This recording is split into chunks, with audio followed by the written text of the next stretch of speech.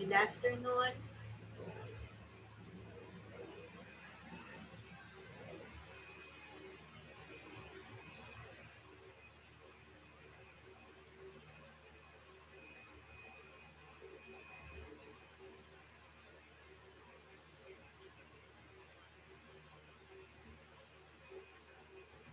Good afternoon. Can you hear me? And can you see the slides? Yes, doctor. Okay. So we'll just wait for the others to join in.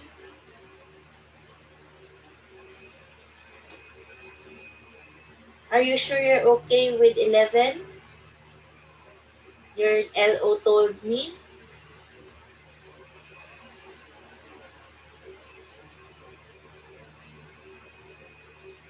Yes, doctor. Okay, let's just wait for a while.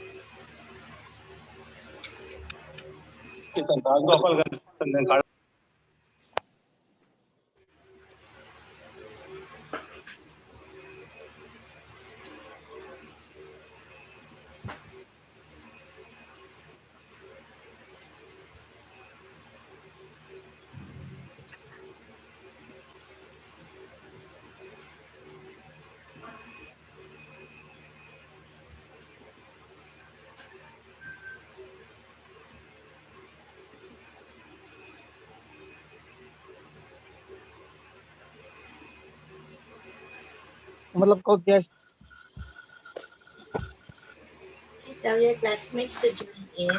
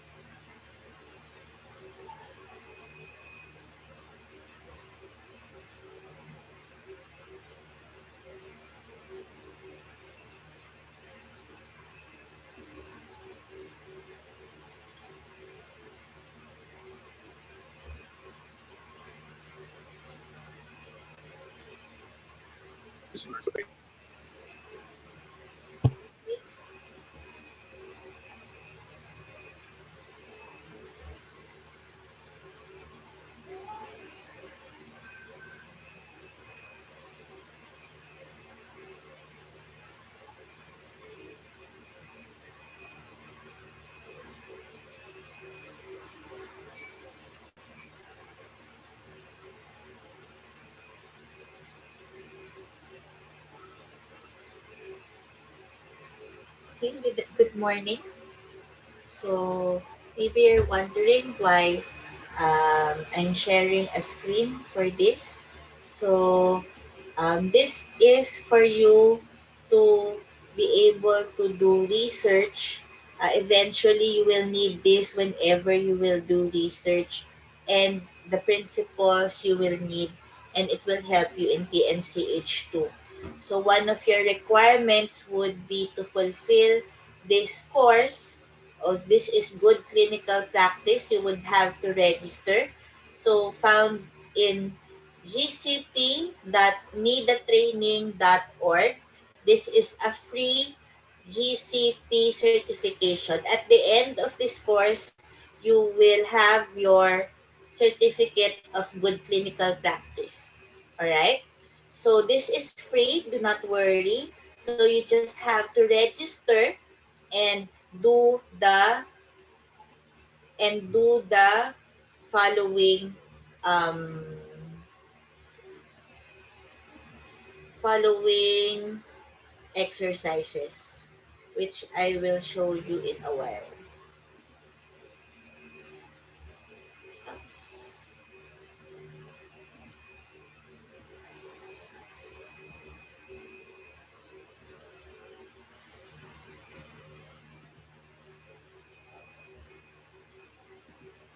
I forgot my password. I'm sorry.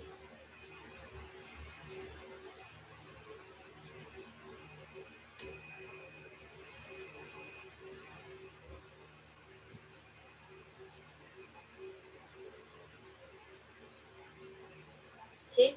Um, you just need to sign up. Sorry, I forgot my password. But it's a fairly easy module. There's a module, then you have just have to answer some questions, and then after the you will get a certificate. Okay, so I will again share the link at your MS Teams so that you will know the link to that page. All right. So for this morning, we will have causal inference in epidemiology. What's your understanding with regards to causal inference? What does it mean?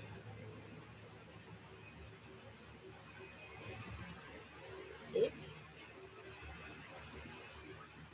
So content of this lecture would be levels of causality, its definitions, the postulates of Cox, Hill's criteria,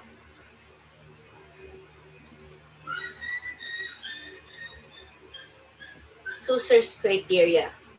Okay.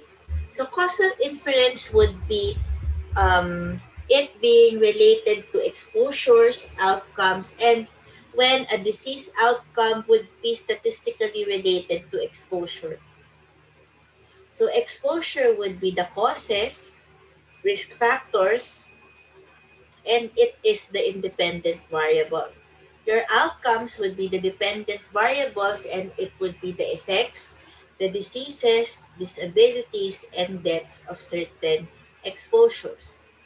So your statistical association versus biological causation would be the cause and effect relationship. Okay? So there are different levels. So it could be molecular and physiological, personal, social, deterministic, probabilistic, and what aspect of the environment, if removed, reduced, controlled, could reduce outcome or burden of disease. So for example, for diabetics, the environment, if you remove sugar from the diet, it will decrease um, burden of disease for the patient. Okay, things like that.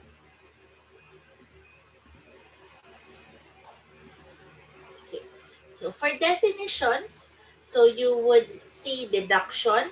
This is the reasoned argument proceeding from the general to the particular. So you for example, in philosophy, you deduce. So you have your established arguments and then you assume from that. Induction, that's any logical analysis that you start from something into particular and then you extrapolate and induce ideas. So induction period, it's the period required for a specific cause to produce the disease, and this is usually longer with your non-communicable diseases. Okay, so second definition would be your association or relationship. So this is statistical dependence between two or more events, so characteristics or other variables, or positive association which implies a direct relationship, while negative association implies an inverse one. So the presence of a statistical association alone does not necessarily imply a causal relationship. So this is causality, so you relate the causes to the effects that they produce. So sometimes you would blame the other person. I I was not able to pass the exam because you were noisy when the teacher was doing the lecture, etc., etc. So that is causality. So it's any event, condition, or characteristic which plays an important role, regular, predictable change in occurrence of the outcome. It could either be genetic or environmental. Okay. So there is such a thing called deterministic causality.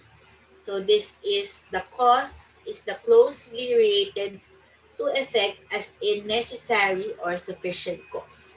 So your necessary cause must always precede the effect. So this effect need not be the sole result of the one cause. So for example, what's necessary? For example, you graduate medicine. So your necessary course, you would have to graduate each and every course in the semester. So sufficient cost, it inevitably initiates or produces an effect which includes component causes. So any given cause may be necessary, sufficient, both, or neither. Okay, we will look at examples. So there are component causes, and this together constitute a sufficient cause for the outcome in question. In causes, this may include biological agent as well as environment conditions. So for example, in tuberculosis, it's necessary that you have the bacteria, Mycobacterium tuberculosis. Okay? So in NCDs, this may include a whole range of genetic, environmental, as well as personal, psychosocial, and behavioral characteristics. So probabilistic causality, so in epidemiology, most associations are rather weak. So this is a relationship between, for example, high serum cholesterol and IHT, which is neither necessary nor sufficient. So multiple causes result in what is known as web of causation or chain of causation, which you have learned in your first year as in natural history of disease um, examples of disease frameworks. So effect measures and impact fractions. So these would be the odds and risk ratio, which are closely related to the strength of association.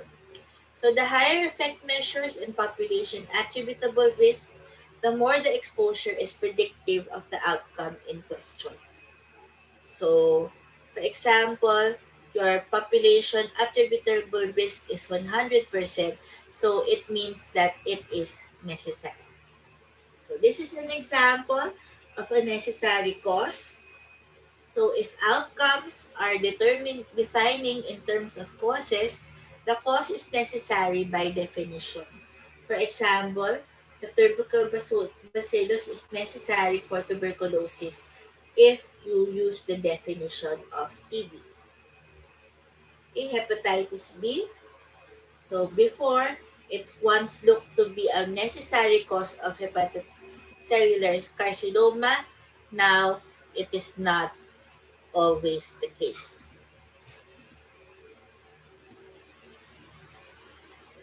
Okay?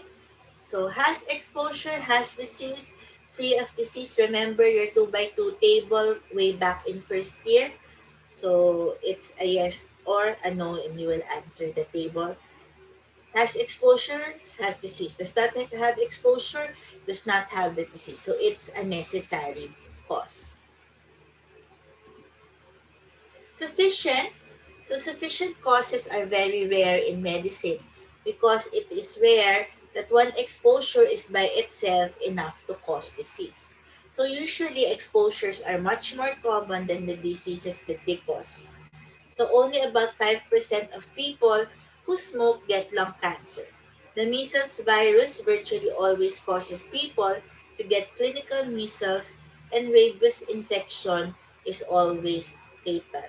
So more often than not, in medicine, it is a necessary cause.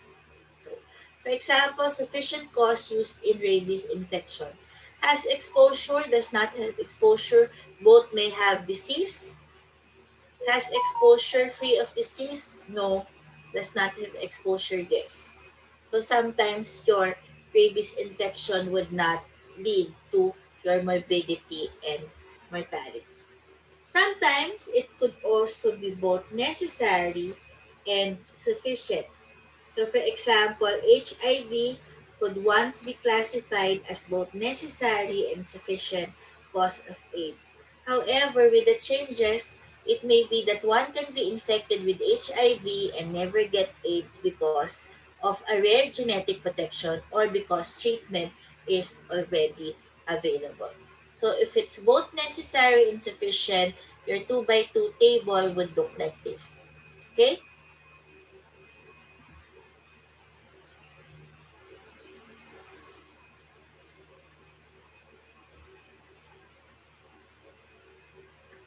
So for definitions, their predisposing factors are factors that prepare, sensitize, condition, or otherwise create a situation so that the host tends to react in a specific fashion to a disease agent, personal interaction, environmental stimulus, or specific incentive. So examples would be age, sex, marital status, etc. So your precipitating factors are those associated with the definitive onset of a disease, illness, accident, behavioral response, or course of action. So these are the examples: exposure to specific disease, illness, accident, behavioral response, or course of action.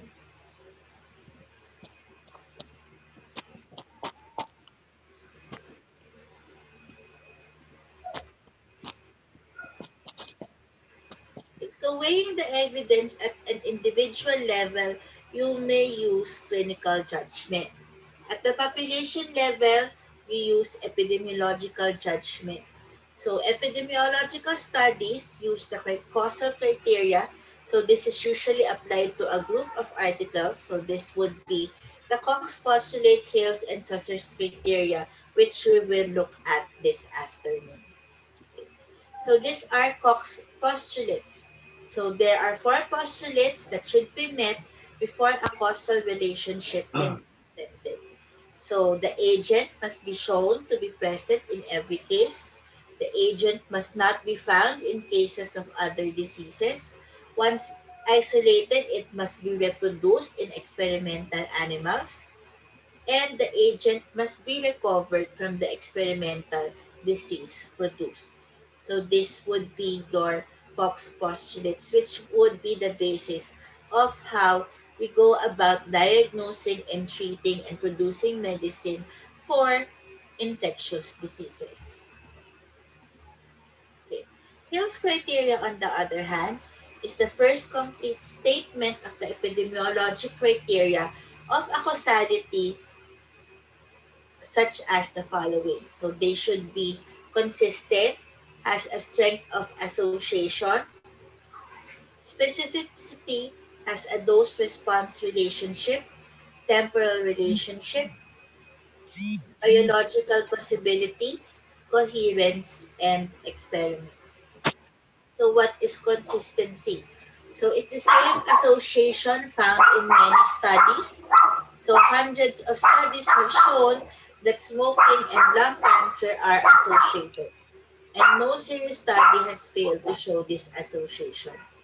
But for example, oral contraceptives associated with breast cancer is uncertain because some studies show an association but others do not. So another way to measure consistency would be your meta-analysis. So it summarizes odds ratios from various studies and excludes bias. You will learn this in a later lecture. So consistency could either mean exact replication in lab sciences or replication under similar circumstances. So your strength association, so is the association strong, such that heavy smoking is associated with a 20-fold higher rate of lung cancer and a doubled rate of coronary heart disease. So the association of smoking with lung cancer is therefore stronger than its association with heart disease. The stronger the association, the more likely it is to be truly causal. Okay. So how do you express strength of association? So it could either be quantitatively, so this is the effect measure, this is your odds ratio and your relative risk, or your p-value or your confidence interval. So you know that less than 0.05, the stronger, the better. Or it could be qualitative. So you accept or reject your alternative or your null hypothesis. So if you accept your alternative hypothesis, an association between the studied exposure and outcome exists. If you reject the null hypothesis, no association exists. Okay? I'm seeing a lot getting disconnected and trying to connect again. If it will be easier for you, you may join our live stream in the YouTube channel so that one, you will not miss a part, and two, you will have more or less. Sometimes, if your connection is bad, it may get choppy on your end. Okay, so you may join the YouTube live channel instead of this Zoom call. Okay. So for dose response relationship, so if a regular gradient of disease risk is found to parallel a gradient in exposure, for example, light smokers compared to heavy smokers, the likelihood of a causal relationship is enhanced. So dose response is generally thought of as a subcategory of strength. So, however, it's not relevant to all exposure of or disease relationships because disease sometimes only occurs above a fixed threshold of exposure and thus a dose response relationship need not be seen. So, example, there's an inverse relationship between a person's blood pressure and a person's serum calcium. But which is the cause and which is the effect? So time order can also be uncertain when disease has a long latent period and when exposure may also represent a long duration or effect. So as mentioned, low serum cholesterol has been linked to increased risk of colon cancer. But low serum cholesterol, a cause of colon cancer or thus an early phase of colon cancer, cause low cholesterol levels. Same way with asbestos. It may cause a specific lung disease and distinguishes from many other lung disease. But low-level lead exposure is associated with lower IQ rather than a distinguishable brain syndrome. Thus, lead is more uncertain as a cause because of possible confounding with other causes of this rather non-specific effect. Okay? So, for example, which disease is benzene more likely to be a cause of? So, you look at disease X and disease Y, works with benzene,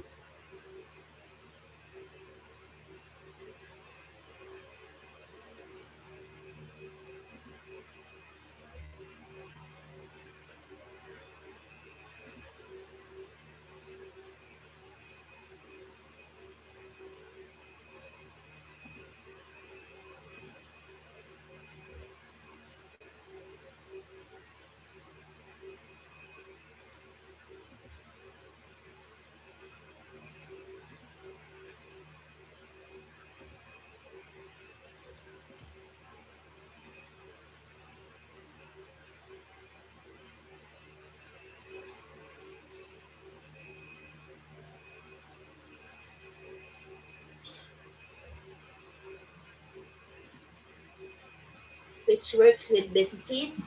So, that is 3 and 3. So, for coherence, it's theoretical, compatible with pre-existing theory, factual, compatible with pre-existing knowledge, and biological, compatible with current biological knowledge, and statistical, compatible with a reasonable statistical model. With pre-existing theory, factual, compatible with pre-existing knowledge, and biological. So example, so there's a presence of a serological marker of hepatitis B infection, so associated with greatly elevated rates of liver cancer. So hepatitis B infection is a true cause of liver cancer and is also supported by the finding of the viral genome in many viral cancers. So by contrast, reserpine was thought to be a cause of breast cancer based on some studies done in the early 70s. But there was no other supporting biological information or any truly possible biological mechanism. Subsequent larger studies failed to support this association. So this is similar for carcinogenesis. So we go now to Susser's criteria. So Susser used similar criteria to judge your causal relationships. So in agreement with the previous authors, he mentioned that two criteria have to be present for any association that has a claim to be causal. Time order, X precedes Y, and direction, X leading to Y. So, rejection of a hypothesis can accomplish with confidence by only criteria. So, time order, consistency, and factual incompatibility. So, acceptance or affirmation can be achieved by only four. So, namely strength, consistency, predictive performance, and statistical coherence in the form of regular exposure effect relation. So, this is comparing your Susser and your Hill criterias according to your time order, strength, consistency, specificity, and coherence. Okay? So thank you for your kind attention. Any questions, clarifications?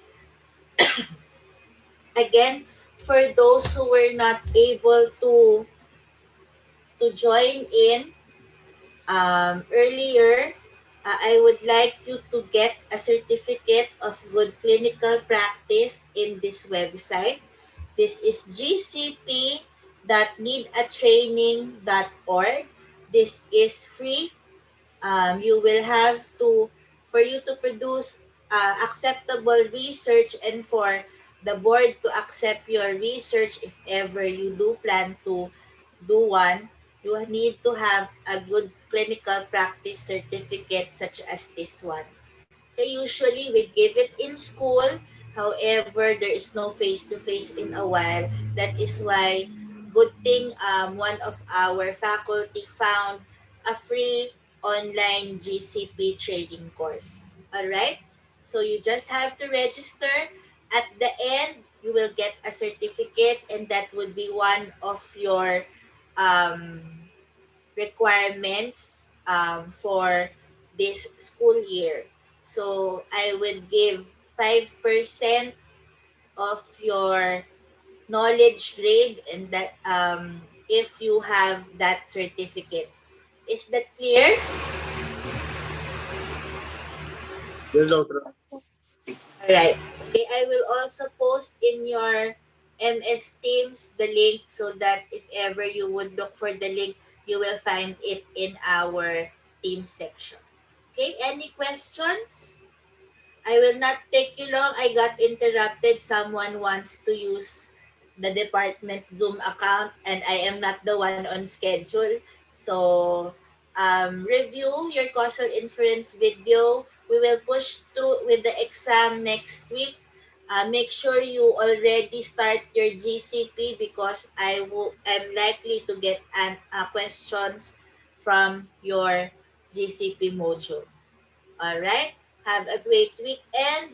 Okay, thank you for attending this class. You Thank you, may doctor. discard. Thank you, Thank you, doctor. doctor. Thank Right? you, doctor. Thank you, Thank you, doctor. doctor. Thank you, Thank doctor. you, doctor.